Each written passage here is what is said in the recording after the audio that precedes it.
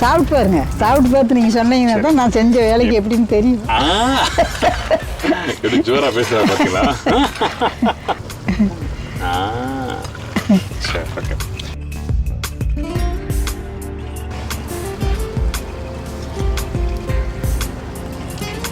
நறுக்கு நறுக்கு நறுக்குன்னு இருக்கு வெங்காயம்.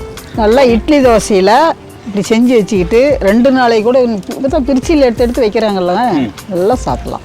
ஃபர்ஸ்ட் கிளாஸாக இருக்கு, நல்லா இருக்கு. வணக்கம், நான் தான் Sapthina. Welcome back to Sapthina's kitchen. இன்றைக்கி நம்ம எங்கே வந்துருக்கோன்னா மாந்தோட்டத்துக்கு இருந்து ஈரோடுக்கு வந்திருக்கோம். ஸோ இங்கே நம்ம என்ன ரெசிபி பார்க்க போகிறோம் பார்த்தீங்கன்னா சின்ன வெங்காய குழம்பு. எங்கள் அம்மா செய்கிற சின்ன வெங்காய குழம்பு பற்றி தான் நம்ம பார்க்க போகிறோம். சின்ன வெங்காயம் வந்து அந்த காலத்தில் வந்து அது எங்களுக்கு ஸ்பெஷல். இந்த சின்ன வெங்காய குழம்பு பெரும்பாலும் பார்த்தீங்கன்னா நிறைய இடத்துல வந்து புளி போடாமல் செய்ய மாட்டாங்க. சில பேர் தேங்காய் பால் ஊற்றுவாங்க, சில பேர் அரைச்சி ஊற்றுவாங்க. ஸோ இந்த மாதிரி ரெசிபி வந்து நம்ம வீட்டில் எப்போ சாப்பிட்டு பழகிருப்போம். ஆனால் இங்கே பார்த்தீங்கன்னா சின்ன வெங்காயம் நாட்டுக்காயை எடுத்து கொஞ்சோண்டு எண்ணெய் ஊற்றி சாம்பார் பொடி போட்டு மஞ்சத்தூள் இதெல்லாம் போட்டு சுடுதண்ணி ஊற்றி அதை வச்சு செஞ்சு சாப்பிட்டா அவ்வளோ சூப்பராக இருங்க. இந்த ரெசிபி தான் எங்கள் பாட்டிமா எங்கள் அம்மாலாம் வந்து அந்த காலத்தில் செய்கிறாங்க. நாங்களும் இன்றைக்கி வரைக்கும் செஞ்சுட்டு இருக்கோம். கிட்டத்தட்ட ஒரு 55 வருஷமாக செய்கிறோன்னு சொல்லி சொன்னாங்க. எங்கள் பாட்டியை வச்சது அப்படித்தான் வச்சாங்க. இன்ன வரைக்கும் நான் அதான் பண்ணுறேன். வெந்தயம் சீரகமும் வந்து வறுத்து அரைச்சி போடுறாங்க. அதை வந்து வறுத்து நாம் வந்து நுணுங்கி போட்டோம்னாங்க நல்லா அந்த சாப்பிட்றதுக்கு அந்த மனம் வரும், டேஸ்ட்டாகவும் இருக்கும். இந்த ரெசிபி நம்ம சொல்லித்தரப்போம் யாருன்னா மாந்தோட்டத்து விருந்து இருக்க நம்ம பாட்டிமா பழனியம்மா போய் மீட் பண்ணி இந்த ரெசிபி கேட்டுக்கலாம். இப்போ நம்ம மாந்தோட்டத்து விருந்து பார்த்தீங்கன்னா ஈரோடு மாவட்டம் கங்காபுரம் அப்படிங்கிற ஊரில் இருக்குங்க. நீங்கள் இந்த பக்கம் ட்ராவல் பண்ணும்போது இந்த பாரம்பரியமான உணவு சின்ன வெங்காயம், அரிசிம்பருப்பு சோறு, இந்த மாதிரி உங்களுக்கு ஏதாவது தேவைப்படுது அப்படின்னா என்னுடைய கான்டாக்ட் நம்பர் சொல்கிறேங்க. 9942518882 9443218882. நீங்கள் கான்டாக்ட் பண்ணுங்கள். உங்களுக்கு என்ன வேணும்னு நாங்கள் செஞ்சு கொடுக்குறோம். வாங்க வந்து சாப்பிட்டு பாருங்கள்.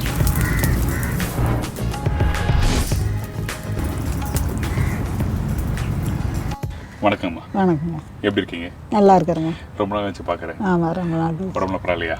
பரவாயில்லைங்க. லாஸ்ட் டைம் வந்து பண்ணணும்னு நினச்சேன், பட் உங்கள் உடம்பு சரியில்லை, அதெல்லாம் பண்ண முடியாமல் ஆயிடுச்சு.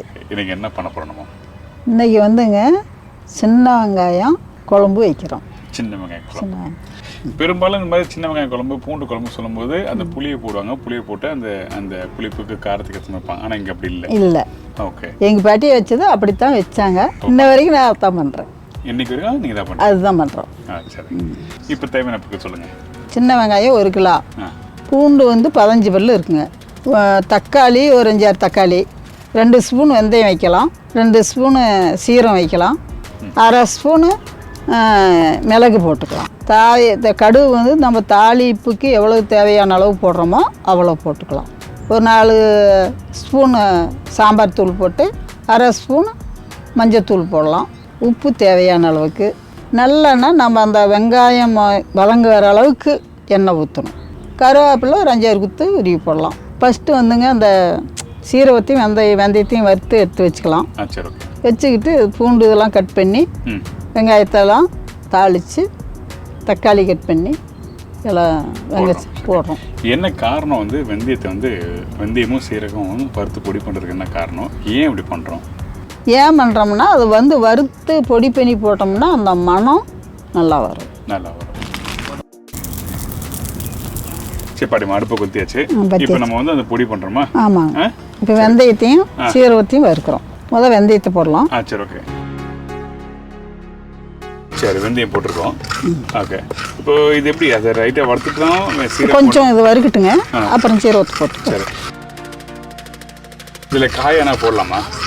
காய் போடுறது இல்லைங்க, நாங்கள் இது வரைக்கும் போட்டதில்லை. போட்டு செஞ்சால் நல்லா இருக்கும். என்ன மாதிரி காயெல்லாம் போட்டால் நல்லா இருக்கும்? இந்த பீன்ஸு, கத்திரிக்காயில் போடலாமா? கத்திரிக்காயும் போடலாம். கத்திரிக்காய், இந்த வெண்டைக்காய், அந்த புளி குழம்புக்கு போடுறது எல்லாமே போடலாமா? போடலாம். முருங்கைக்காயெல்லாம் போடலாம். அது தனியாக வணக்கி எடுத்துக்கிட்டு போடலாம். ஓகே. சீரகத்தை போட்டாச்சு. வதக்கலாம். புளியோதரை வைக்கலாம். இந்த வெந்தயத்தை வறுத்து பொடி பண்ணி போடுவாங்க. அது வந்து ஒரு நல்ல டார்க் ப்ரௌன் ஆகும். அந்த மாதிரி ஆகணுமா? லைட்டாக வறுத்தா போதும். ஓகே. வாசத்துக்காக அவ்வளோதான். 2-3 மிளகு இருக்குது அது உள்ளேயே. நான் தான் போட்டுட்டு வந்தேங்க. மிளகு போட்டாலும் இன்னும் கொஞ்சம் நல்லா இருக்கும். சரி, ஓகே. நான் எந்த குழம்பு செஞ்சாலும் அந்த மிளகு போடுவீங்க? இது நம்ம வீட்டு சைடில் பண்ணுற மாதிரி. ஆமாம். மிளகு போட்டு தான் செய்யும். இதை அடிக்கடிக்கு வறுத்து போனோம்னா அது உங்களுக்கு கஷ்டமாக இருந்தால் நீங்கள் டப்பாவில் வறுத்து ரெடி பண்ணி வச்சுக்கோங்க. அவ்வளோதாங்க, எடுத்துக்கலாம். அவ்வளோ ரெடி. பேசி முடியல முடிச்சிங்களே. அவ்வளோதான். ஓகே, நான் காமிக்கலாமா இதை? பாருங்க, இந்த வறுத்த பக்குவத்தை காமிக்கிறேன். அது கலர்னா பார்த்தீங்கன்னா கலர்லாம் மாறல, லைட்டான ஒரு கலர் வந்திருக்கு. ஆனால் ஸ்லோ ஃப்ளேமில் வறுக்கும்போது உங்களுக்கு அந்த வாசம் வர ஆரம்பிக்கும். அந்த வெந்தயம் வறுப்பட அந்த ஸ்மெல் நல்லா வரும்.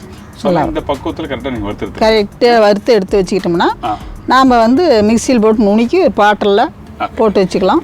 அப்போ நம்ம பொடி பண்ணிட்டு நம்ம எடுத்துகிட்டு வரேன். அதுக்கப்புறம் குழம்பு போட்டு ஆரம்பிக்கலாம். பண்ணிக்கலாம். சரிங்களா? சரி.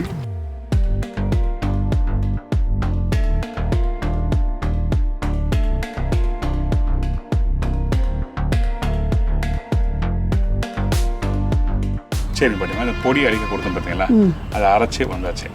ஓகே, இது இந்த பக்கம் கரெக்டாக அது கரெக்டாக போச்சுங்க.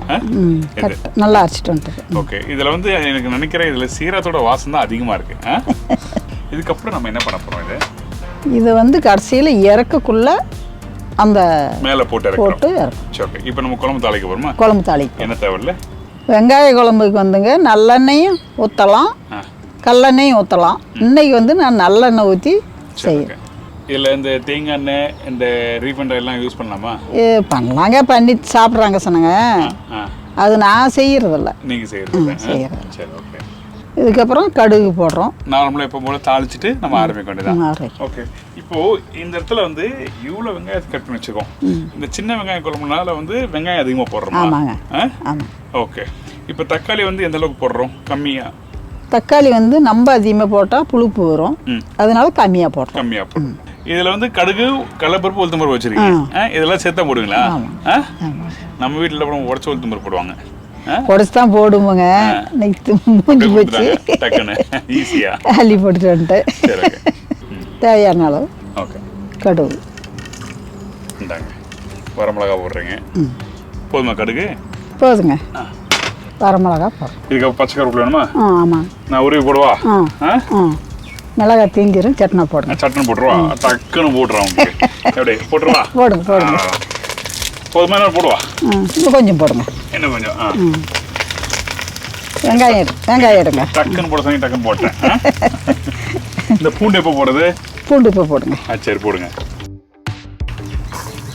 ஓகே, சரி. ஃபர்ஸ்ட் அந்த பூண்டு வந்து நல்லா பொடிசாக கட் பண்ணி போட்டுரும். ஆமாங்க. ஓகே, சின்ன சின்னதாக வெட்டி போட்டோம்னா தான் பொரிஞ்சு வரும். பொரிஞ்சு வந்துன்னா தான் நல்லா நல்லா பல்லா ஸ்லைஸாக கட் பண்ணி போட்டுருக்காங்க. ஆமாம், கொஞ்சம் நிதானம் வேணும். இன்னொரு முக்கியமான விஷயம், இந்த வெங்காய குழம்பு அந்த டேஸ்ட் புளிப்பு காரம் இருக்குமா அப்படின்னு தெரியல, சாப்பிட்டது தான் தெரியும். ஆனால் இந்த இடத்துல ஒரு முக்கியமான வேலை பார்த்தீங்கன்னா, ஈஸி தான் குழம்பு பண்ணுறது, ஆனால் இந்த வெங்காயம் உரிக்கிறது தான் பெரிய வேலை. வெங்காயம் உரிக்கிறது தான் பெரிய வேலை. வெங்காயம் போடலாங்க. சரி, போட்டுடலாம். இதில் இந்த சின்ன வெங்காயம் போடுறீங்கல்ல, இதுக்கப்புறம் கொஞ்சம் கஷ்டமாக இருக்குது, எனக்கு உரியது கஷ்டமாக இருக்குன்னா அப்போது பெரிய வெங்காயம் போடலாமா? போடலாங்க. இது மட்டும் டேஸ்ட்டுக்கு அது வராது. அது இனிச்சிக்கிட்டு இருக்கு, நல்லா இருக்காது. இப்போ இந்த வெங்காயம் நல்லா வதங்கணுமா? ஆமாங்க. எப்படி தக்காளியும் போட்டு வதக்கிறோமா, இதை நல்லா வதக்கிட்டு தக்காளி போடுறோம்? இல்லை, இதுக்கு நல்லா வதக்கணும். ஓகே, இது கூட வேறு எதுனா போடுறோமா? உப்பு போடலாம். உப்பு போடுறது. சரி, உப்பு போடும்போது சீக்கிரமாக வதங்க ஆரம்பிக்கும். ஆமாங்க, போடுறீங்க. அதனால தான் ஃபர்ஸ்டே போடுறீங்களா? உப்பு போடுறது. என்ன வேணுமா? ஓகே, அப்புறமா சரியா இருக்குதா இல்லையான்னு பார்த்துட்டு போட்டுக்கலாம். Okay, done. வெங்காயம் வந்து நல்லா வதங்கினா தான் அந்த தக்காளி கொட்டி வதக்கிறதுக்கு நல்லா இருக்கும். சரி, அந்த டேஸ்ட் அப்போ தான் வரும். சரி, ஓகே.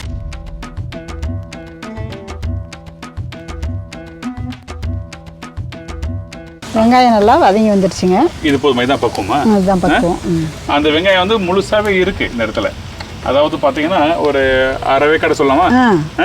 அரை வேக்காடு வந்துருச்சு. அரை வேக்காடு வந்துருச்சு. அதை வந்து நம்ம தக்காளி கொட்டி நம்ம இது பண்ண சரியாயிடும். சரி,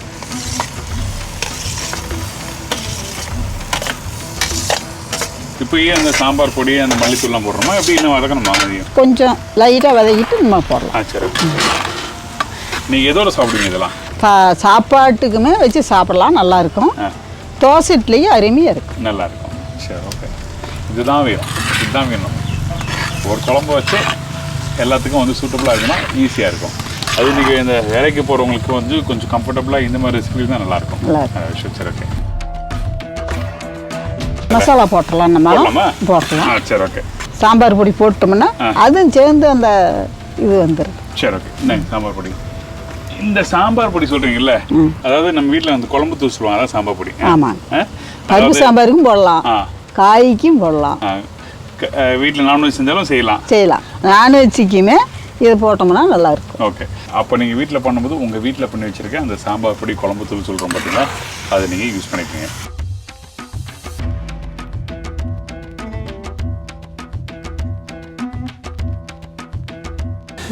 இது இன்னும் வேணுமா? இது போதுமா? இது போதுங்க. இது போதுமா? போதும். ஓகே சரி.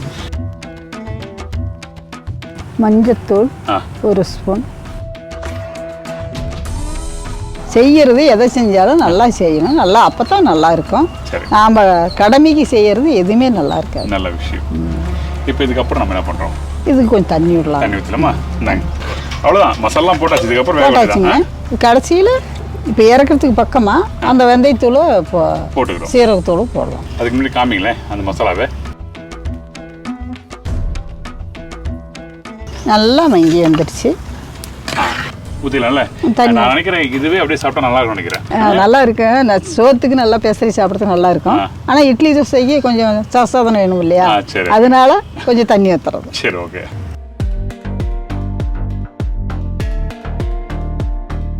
அது பார்க்குறது தொக்கு மாதிரி இருக்குது. அந்த வெங்காயம் நல்லா வதங்கி அந்த முழுசாக இருக்குது. 2-3 தக்காளி அங்கே தெரியுது. அந்த மசாலா போட்டிருக்கோம். அது காரத்தோட சாப்பிட்றதுக்கு ரைஸோட நல்லா இருக்கும்னு நினச்சானே. அதான் போதுமா? தண்ணி போதுமா?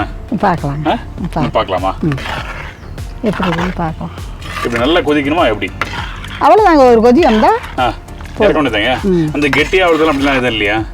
கெட்டி அவ்வளோ அதை ஆயிங்க, அதே கெட்டி ஆயிரும். சரி ஓகே. கொதிக்கிட்டு பார்க்கலாம். சரி, நல்லா கொதிச்சு வரட்டும். அதுக்கப்புறம் எந்த ஸ்டேஜில் இந்த பொடி போடுறோம்னு சொல்லி பார்க்கலாம்.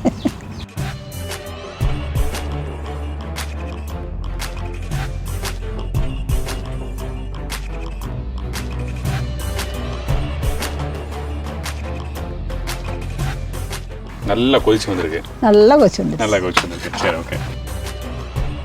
இந்த இடத்துல நான் நினைச்சேன் குழம்பு இந்த காரக்குழம்பு மாதிரி தண்ணியா இருக்கும் அப்படின்னு நினைச்சேன். அப்படிலாம் இல்ல. இது வந்து இந்த இடத்துல வேற ஏதாவது காய்கறி போடலாமா ஃபர்ஸ்ட் கேட்டேன். நீங்க போடலாம் சொல்லி சொன்னீங்க. ஆனா எனக்கு கேட்டா வேண்டாம் சொல்லுவேன். ஏன்னா இங்க பாருங்க, இந்த கண்டில அந்த குழம்பு இருக்குல்ல, எடுத்தா வெங்காயம் தான் நிறைய வரும். அப்ப அந்த டைம்ல இந்த கத்திரிக்காவோ முருங்காக்காவோ வெண்டைக்காவோ அப்படி ஏதாவது இருந்ததுன்னா அதோட முக்கியத்துவம் தெரியாது. அந்த குழம்போட வாசனை வந்து அது அடக்கும். இதே நம்மளுக்கு போதும். அப்படி முக்கியமா நீங்க கேட்டதுனால நான் சொன்னேன். சரி ஓகே. தப்பா புரிஞ்சுட்டேன். மீன் குழம்பா இருக்குமே, அப்படி ஈஸியா அப்படி பண்ணலாம். அப்படிலாம் இருக்காதுங்க, நல்லா இருக்கும். நல்லா சாப்பிட்டு பாருங்க. சரி ஓகே. நல்லா சூப்பரா இருக்கும். சரி, இதுக்கப்புறம் நம்ம என்ன பண்றோமா? இந்த பொடி அப்புறம் வெந்தயத்தூள், ஓகே, சீரகத்தூளும் போடுறோம். வெந்தயத்தூள், சீரகம், மிளகு 3 போட்டு வறுத்து எடுத்தது. ஆமா, வறுத்து எடுக்கிறது.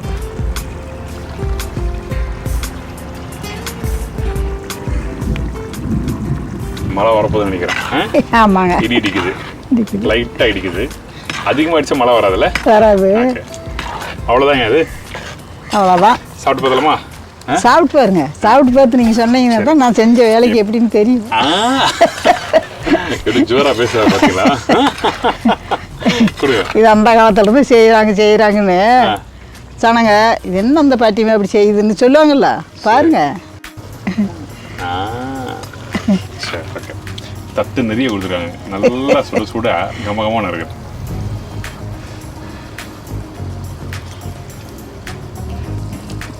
நறுக்கு வெங்காயம் சூப்பராக இருக்கு. அதோட வந்து இந்த சாம்பார் பொடி போட்ட காரம் அது தெரியுது.